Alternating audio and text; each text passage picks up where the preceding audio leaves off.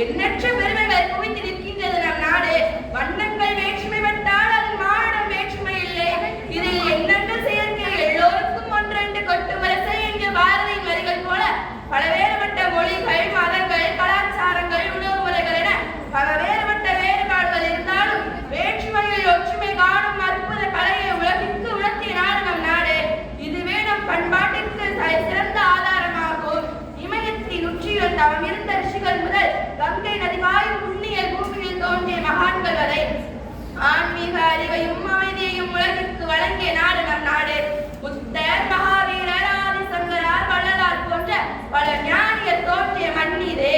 அந்நிய ஆதிக்கத்திற்கு எதிராக போராடிய மாவீரர்கள், சுதந்திரத்திற்காக தன் இன்னுயிரை தந்த தியாகிகள் காந்தி, சுபாஷ் சந்திர போஸ், வீரமங்கை வேலு நாச்சியார், பாபு சிதம்பரனார் போன்ற பலரின் வீரம் போராட்டத்தினால் நாம் பெற்ற சுதந்திரம் விலைமதிப்பற்றது.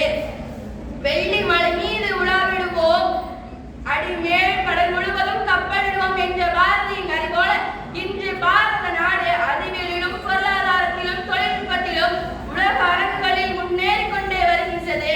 சந்திராயன் போன்ற விண்வெளி சாதனை முதல் மென்பொருள் தொழில்நுட்பம் வரை நம் நாடு பல நாடுகளுக்கு முன்மாதிரியாக விளங்குகின்றது.